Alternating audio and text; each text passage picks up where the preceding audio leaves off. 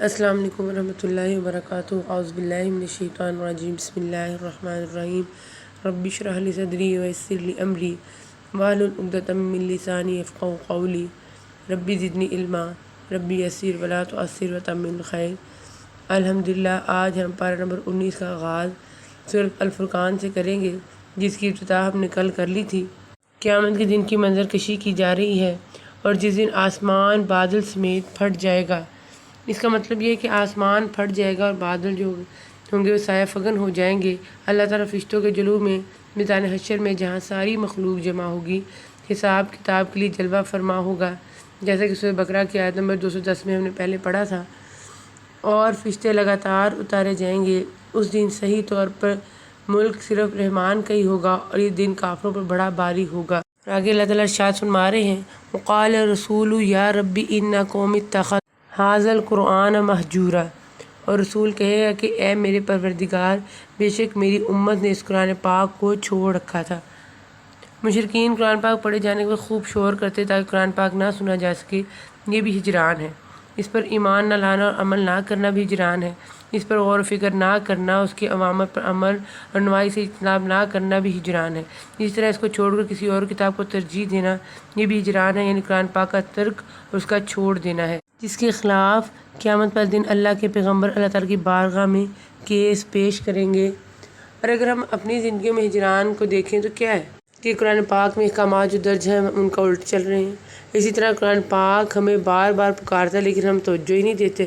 پھر آگے اللہ تعالیٰ قرآن پاک کو وقتاً فوقتاً اتارنے کی حکمت بیان کر رہے ہیں، اور کافروں نے کہا کہ اس پر قرآن پاک سارا کا سارا ایک ساتھ ہی کیوں نہ اتارا گیا، جس طرح تورات، انجیل اور زبور وغیرہ کتابیں بیک مرتبہ نازل ہوئیں، اس طرح ہم نے تھوڑا تھوڑا کر کے اتارا تاکہ اس سے ہم آپ کا دل قوی رکھیں۔ ہم نے اسے ٹھہر ٹھہر کر ہی پڑھ سنایا ہے۔ اللہ تعالیٰ نے جواب میں فرمایا کہ ہم نے حالات و ضروریات کے مطابق اس قرآن پاک کو 23 سال میں تھوڑا تھوڑا کر کے اتارا تاکہ اے پیغمبر صلی اللہ علیہ وسلم، تیرا اور اہل ایمان کا دل مضبوط ہو اور ان کے خوب ذہن نشین ہو جائے، جس طرح دوسرے مقام پر فرمایا سورہ بنی اسرائیل کی آیت نمبر 106 میں، اور قرآن پاک اس کو ہم نے جدا جدا کیا تاکہ تو اسے لوگوں پر رک رک کر پڑھے، اور ہم نے اس کو وقفے وقفے سے اتارا۔ اس قرآن پاک کی مثال بارش کی طرح ہے۔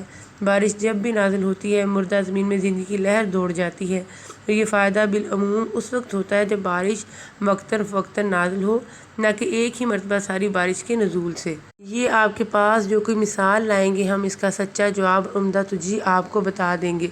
یہ قرآن پاک کے وقفے وقفے سے اتارے جانے کی حکمت و علت بیان کی جا رہی ہے کہ مشرکین جب بھی کوئی مثال یا اعتراض اور شبہ پیش کریں گے تو قرآن پاک کے ذریعے سے ہم اس کا جواب یا وضاحت پیش کر دیں گے، اور یوں انہیں لوگوں کو گمراہ کرنے کا موقع نہیں ملے گا۔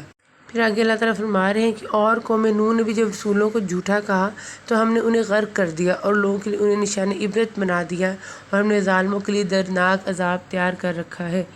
اور عادیوں اور سمودیوں اور کنویں والوں کو ان کے درمیان کی بہت سی امتوں کو ہلاک کر دیا، اور ہم نے ان کی مثالیں بیان کی، پھر ہر ایک کو بالکل ہی تباہ و برباد کر دیا۔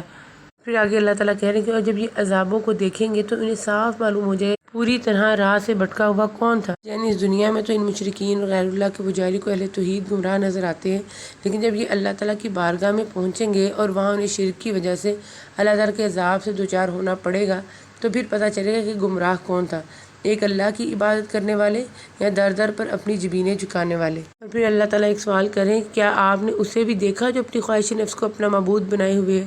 کیا آپ اس کے ذمہ دار ہو سکتے ہیں؟ یعنی جو چیز اس کے نفس کو اچھی لگی اسی کو اپنا دین و مذہب بنا لیا، کیا ایسے شخص کو تو راہ یاب کر سکتا ہے یا اللہ کے عذاب سے چھڑا سکے گا؟ اس کو دوسرے مقام پر اس طرح بیان فرمایا، کیا وہ شخص جس کے لیے اس کا برا عمل مزین کر دیا گیا ہے پس وہ اسے اچھا سمجھتا ہے؟ بس اللہ تعالیٰ ہی جسے چاہتا ہے گمراہ کرتا ہے اور جسے چاہتا ہے راہ یاب، بس تو ان پر حسرت و افسوس نہ کر۔ حضرت ابن عباس رضی اللہ عنہما اس کی تفسیر میں فرماتے ہیں، زمانہ جاہلیت میں آدمی ایک عرصے تک سفید پتھر کی عبادت کرتا رہتا، جب اسے اس سے اچھا پتھر نظر آ جاتا تو وہ پہلے پتھر کو چھوڑ کر دوسرے پتھر کی پوجا شروع کر دیتا۔ مطلب یہ ہے کہ ایسے اشخاص جو عقل و فہم سے اس طرح عاری اور محض خواہش نفس کو اپنا معبود بنائے ہوئے ہیں، اے پیغمبر کیا تو ان کو ہدایت کے راستے پر لگا سکتا ہے؟ یعنی نہیں لگا سکتا۔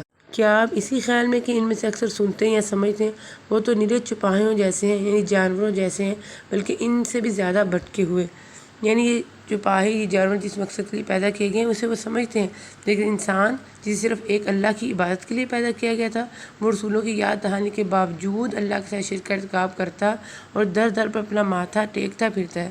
اس اعتبار سے یہ یقیناً جانوروں سے بھی زیادہ بدترین اور گمراہ ہیں۔ پھر حکم دیا جا رہا ہے کہ بس آپ کافروں کا کہنا نہ مانیں اور قرآن پاک کے ذریعہ ان سے پوری طاقت سے بڑا جہاد کریں۔ اس کا مطلب یہ ہوا کہ قرآن پاک کے اوامر و نواہی کھول کھول کے بیان کریں اور اہل کفر کے لیے جو زجر و توبیخ اور وعیدیں ہیں وہ واضح کریں۔ یہ آیت مکی ہے اور ابھی جہاد کا حکم نہیں ملا تھا جب یہ آیت نازل ہوئی تھی۔ پھر بہت ہی خوبصورت لفظ آتا ہے وَعِبَادُ الرَّحْمَٰنِ، رحمان کے سچے بندے، یعنی اللہ کے سچے بندے کون ہیں؟ پہلے ذکر آیا تھا قیامت والے دن بادشاہی رحمان کی ہوگی، اور اب بتایا جا رہا ہے کہ رحمان کے بندے کون سے ہیں۔ اللہ تعالیٰ نے خود سے منسلک کر کے ان کا یہاں پر تذکرہ کیا ہے، اور اگر رحمان کے بندوں کی کوالٹیز کو ڈیوائڈ کریں تو ایک بہت ہی اہم پہلو سامنے آتا ہے کہ اس میں عبادات بہت کم ہے، صرف شرک سے پرہیز کریں، سجدہ و قیام اللیل، یعنی رب سے ریلیشن کیسا ہونا چاہیے۔ اللہ تعالیٰ ان کی کوالٹی بیان کرتے کہہ رہے ہیں کہ اور جو اپنے رب کے سامنے سجدے اور قیام کرتے ہوئے راتیں گزار دیتے ہیں، اور جو یہ دعا کرتے ہیں کہ اے ہمارے پروردگار ہم سے دوزخ کا عذاب پرے ہی رکھ کیونکہ اس کا عذاب چمٹ جانے والا ہے۔ اس سے معلوم ہوا کہ رحمان کے بندے وہ ہیں جو ایک طرف راتوں کو اٹھ کر اللہ تعالیٰ کی عبادت کرتے ہیں اور دوسری طرف وہ ڈرتے بھی ہیں کہ کہیں کسی غلطی یا کوتاہی پر اللہ تعالیٰ کی پکڑ میں نہ آ جائے، اس لیے وہ عذاب جہنم سے بھی پناہ طلب کرتے ہیں۔ گویا اللہ تعالیٰ کی عبادت و اطاعت کے باوجود اللہ کے عذاب اور اس کے مواخذے سے انسان کو بے خوف اور اپنی عبادات و اطاعت الہی پر کسی غرور اور گمنڈ میں مبتلا نہیں ہونا چاہیے۔ اسی مفہوم کو دوسرے مقام پر اس طرح بیان فرمایا گیا ہے سورہ مومنون کی آیت نمبر 60 میں، اور وہ لوگ کہ جو کچھ دیتے ہیں اور ان کے دل ڈرتے ہیں کہ اپنے رب کی طرف لوٹنے والے ہیں۔ ڈر صرف اس کی بات کرنی کہ انہیں بارگاہ الہی میں حاضر ہونا، بلکہ اس کے ساتھ اس کا بھی ہے کہ ان کا صدقہ خیرات قبول ہوتا ہے یا نہیں۔ حدیث میں آیت کی تفسیر میں آتا ہے کہ عائشہ رضی اللہ عنہا نے رسول اللہ صلی اللہ علیہ وسلم سے اس آیت کی بابت پوچھا کہ کیا اس سے مراد وہ لوگ ہیں جو شراب پیتے اور چوری کرتے ہیں؟ تو آپ صلی اللہ علیہ وسلم فرمایا نہیں اے ابو بکر رضی اللہ عنہ کی بیٹی، بلکہ یہ وہ لوگ ہیں جو روزے رکھتے، نماز پڑھتے اور صدقہ کرتے ہیں، لیکن اس کے باوجود ڈرتے ہیں کہ ان کے یہ اعمال نامقبول نہ ہو جائے، اور جو خرچ کرتے وقت بھی نہ تو اسراف کرتے ہیں نہ بخیلی، بلکہ ان دونوں کے درمیان معتدل طریقے پر خرچ کرتے ہیں، یعنی اللہ کی نافرمانی میں خرچ کرنا اسراف، اور اللہ کی اطاعت میں خرچ نہ کرنا بخیلی، اور اللہ تعالیٰ کے احکام و اطاعت کے مطابق خرچ کرنا قوام ہے، اور اللہ کے ساتھ کسی دوسرے کو معبود نہیں پکارتے، اور کسی ایسے شخص کو جسے قتل کرنا اللہ تعالیٰ نے منع کر دیا ہو وہ سوائے حق کے قتل نہیں کرتے۔ اور حق کے ساتھ قتل کرنے کی 3 صورتیں ہیں: اسلام کے بعد کوئی دوبارہ کفر اختیار کرے جسے ارتداد کہتے ہیں، یا شادی شدہ ہو کر بدکاری کا ارتکاب کرے، یا کسی کو قتل کر دے، ان صورتوں میں قتل کیا جائے گا، نہ وہ زنا کے مرتکب ہوتے ہیں۔ ایک حدیث کا مفہوم ہے کہ رسول اللہ صلی اللہ علیہ وسلم سے سوال کیا گیا کہ کون سا گناہ سب سے بڑا ہے، تو آپ صلی اللہ علیہ وسلم نے فرمایا یہ کہ تو اللہ کے ساتھ کسی کو شریک ٹھہرائے، درا حالانکہ اس نے تجھے پیدا کیا۔ اس نے کہا کہ اس کے بعد کون سا گناہ ہے؟ فرمایا کہ اپنی اولاد کو اس خوف سے قتل کرنا کہ تیرے ساتھ کھائے گی۔ اس نے پھر پوچھا پھر کون سا؟ آپ صلی اللہ علیہ وسلم نے فرمایا یہ کہ زنا۔ تو پھر آپ صلی اللہ علیہ وسلم نے فرمایا کہ ان باتوں کی تصدیق اس آیت سے ہوتی ہے۔ پھر آپ نے یہی آیت تلاوت فرمائی، اور جو لوگ جھوٹی گواہی نہیں دیتے، ہر باطل چیز بھی جھوٹ ہے، اس لیے جھوٹی گواہی سے لے کے کفر و شرک، ہر طرح کی غلط چیزیں، مثلا لہو و لعب، گانا اور دیگر بیہودہ جاہلانہ رسم و افعال سب اس میں شامل ہیں۔ عباد الرحمن کی صرف یہ کہ کسی بھی جھوٹ میں اور جھوٹ کی مجلسوں میں حاضر نہیں ہوتے، اور جب کسی لغو چیز پر ان کا گزر ہوتا ہے تو شرافت سے گزر جاتے ہیں۔ لغو ہر وہ بات اور کام ہے جس میں شرعاً کوئی فائدہ نہیں ہے، یعنی ایسے کام اور باتوں میں بھی وہ شرکت نہیں کرتے بلکہ خاموشی کے ساتھ عزت و وقار سے گزر جاتے ہیں، اور جب انہیں ان کے رب کی کلام کی آیتیں سنائی جاتی ہیں تو وہ اندھے بہرے ہو کر ان پر نہیں گرتے، یعنی وہ ان سے اغراض و غفلت نہیں برتتے، جیسے وہ بہرے ہو کے سنے ہی نہیں یا اندھے ہو کے دیکھے ہی نہیں، بلکہ وہ غور اور توجہ سے سنتے ہیں۔ اور جب بے علم لوگ ان سے باتیں کرنے لگتے ہیں تو وہ کہتے تھے کہ سلام ہے، یعنی اہل ایمان اہل جہالت و اہل صفاحت سے الجھتے نہیں ہیں بلکہ ایسے موقعوں پر اراض و گریز کی پالیسی اختیار کرتے ہیں۔ یہ ساری کوالٹیز دیکھنے کے بعد پتہ چلتا ہے کہ باقی زیادہ تر جو ہیں وہ پرسنالٹی کے زمرے میں آتی ہیں، یعنی لوگوں سے ریلیشن کیسا ہونا چاہیے۔ ان کی ایک اور خوبی یہ بھی ہے کہ جو زمین پر چلتے ہیں تو نرمی سے چلتے ہیں، کیونکہ انسان کی جو باڈی لینگویج ہوتی ہے وہ اس کی پرسنالٹی کی عکاسی کر رہی ہوتی ہے، تو یہ انسان کیسا ہے۔ پھر آگے آتا ہے کہ یہ دعا کرتے ہیں کہ اے ہمارے پروردگار تو ہمیں ہماری بیویوں اور اولاد سے آنکھوں کی ٹھنڈک عطا فرما اور ہمیں پرہیزگاروں کا پیشوا بنا۔ یعنی انہیں اپنا بھی فرمانبردار بنا اور ہمارا بھی اطاعت گزار، جس سے ہماری آنکھیں ٹھنڈی ہوں، ہمارے ایسا اچھا نمونہ بنا کہ خیر میں ہماری اقتدا کریں۔ پھر دوسرے ربع کے آغاز کے ساتھ ہی سورہ شعراء کا آغاز ہو جاتا ہے۔ سورہ شعراء مکی ہے، اس میں 227 آیتیں اور 11 رکوع ہیں۔ نبی صلی اللہ علیہ وسلم کو انسانی سے جو ہمدردی اور ان کی ہدایت کی جو طلب تھی، آغاز میں اس کا اظہار کیا جا رہا ہے کہ ان کے ایمان نہ لانے پر شاید آپ تو اپنی جان کھو دیں گے۔ اگر ہم چاہتے تو ان پر آسمان سے کوئی ایسی نشانی اتارتے کہ جس کے سامنے ان کی گردنیں خم ہو جاتی، یعنی جسے ماننے اور جس پر ایمان لائے بغیر چارہ نہ ہوتا، لیکن اس طرح جبر کا پہلو شامل ہو جاتا، جبکہ ہم نے انسان کو ارادہ و اختیار کی آزادی دی ہے تاکہ اس کی آزمائش کی جائے، اس لیے ہم نے ایسی نشانی بھی اتارنے سے گریز کیا جس سے ہمارے یہاں قانون متاثر ہو، اور صرف انبیاء اور رسول بھیجنے اور کتابیں نازل کرنے پر ہی اکتفا کیا۔ اور پھر موسیٰ علیہ السلام کا ذکر کیا گیا ہے کہ ان کے لیے اللہ تعالیٰ نے وہاں سے راستہ نکالا تھا جہاں سے وہم و گمان میں بھی نہیں تھا، یعنی ان کے لیے سمندر کو پھاڑ کر 2 حصوں میں ڈیوائڈ کر کے گزرنے کا راستہ بنا دیا گیا تھا۔ پھر آگے کہا جا رہا ہے کہ انہیں ابراہیم علیہ السلام کا واقعہ بھی سنا دو۔ حضرت ابراہیم علیہ السلام نے جو دعا کی تھی، اس دعا اور حضرت ابراہیم علیہ السلام کے الفاظ کے ذریعے نبی کریم صلی اللہ علیہ وسلم کو تسلی دی جا رہی ہے کہ اے نبی صلی اللہ علیہ وسلم، ابراہیم علیہ السلام بھی کہتے تھے کہ وہ سب میرے دشمن ہیں سوائے سچے اللہ تعالیٰ کے جو تمام جہان کا پالن ہار ہے، جس نے مجھے پیدا کیا اور وہی میری راہبری فرماتا ہے، وہی ہے جو مجھے کھلاتا پلاتا ہے، یعنی انواع اقسام کے رزق پیدا کرنے والا، اور جو پانی ہم پیتے ہیں اسے مہیا کرنے والا بھی وہی اللہ ہے، اور جب میں بیمار ہوتی تو مجھے شفا عطا فرماتا ہے، یعنی بیماری کو دور کر کے شفا عطا کرنے والا بھی وہی ہے، یعنی دعاؤں میں شفا کی تاثیر بھی اسی کے حکم سے آتی ہے، ورنہ دعائیں بھی بے اثر ثابت ہوتی ہیں۔ بیماری بھی اگرچہ اللہ تعالیٰ کے حکم اور مرضی سے ہی آتی ہے، لیکن اس کی نسبت اللہ تعالیٰ کی طرف نہیں کی بلکہ اپنی طرف کی، یہ گویا اللہ تعالیٰ کے ذکر میں اس کے ادب و احترام کے پہلو کو ملحوظ رکھا۔ اور وہی ہے جو مجھے باہر ڈالے گا پھر زندہ کرے گا، یعنی قیامت والے دن جب سارے لوگوں کو زندہ فرمائے گا، مجھے بھی زندہ کرے گا، اور جس سے امید بندی ہوئی ہے کہ وہ روز جزا میں میرے گناہوں کو بخش دے گا۔ اس کے بعد قوم نوح علیہ السلام کا تذکرہ کیا گیا ہے، اور پھر تیسرے ربع کا آغاز ہو رہا ہے۔ اس ربع میں اللہ تعالیٰ نے قوموں کے قصے پھر سے ڈسکرائب کیے ہیں، بٹ ان کو ڈسکرائب کرنے کا اینگل جو ہے اس دفعہ چینج ہے۔ پہلے یہ آیا تھا کہ اللہ تعالیٰ جو ہے انہوں نے اپنی اطاعت کو حکم دیا انہیں، لیکن انہوں نے نافرمانی کی، پھر وہ اللہ تعالیٰ کی گرفت اور عذاب سے نہیں بچ سکے۔ اس بار کہا جا رہا ہے کہ سب نبیوں نے اللہ تعالیٰ کے دین کی طرف آنے کی دعوت دی، اور سب نے ایک ہی سینٹینس بولا، ایک ہی جملہ استعمال کیا، الا تتقون، کیا تمہیں اللہ تعالیٰ کا خوف نہیں؟ قوم عاد کا ذکر آتا ہے کہ وہ بڑی مضبوط اور عالیشان رہائشیں تعمیر کرتے تھے جس میں ہمیشہ انہی محلات میں رہیں گے، اور پھر آگے کہہ رہے ہیں کہ جب کسی پر ہاتھ ڈالتے تو سختی اور ظلم سے پکڑتے تھے، جو ان کے ظلم، تشدد اور قوت و طاقت طرف اشارہ ہے۔ اور جب ان کے اوصاف قبیحہ بیان کیے جو ان کے دنیا میں انہماک اور ظلم و سرکشی پر دلالت کرتے ہیں، تو پھر انہیں دوبارہ تقویٰ اور اپنی اطاعت کی دعوت بھی دی جا رہی ہے۔ انہیں بھی پھر یہی کہا جا رہا ہے کہ کیا تم اللہ تعالیٰ سے ڈرتے نہیں؟ اور پھر قوم سمود کا ذکر آیا کہ پیغمبر نے کہا کہ بے باک حد سے گزر جانے والوں کی اطاعت سے باز آ جاؤ، جو ملک میں فساد پھیلا رہے اور اصلاح نہیں کرتے۔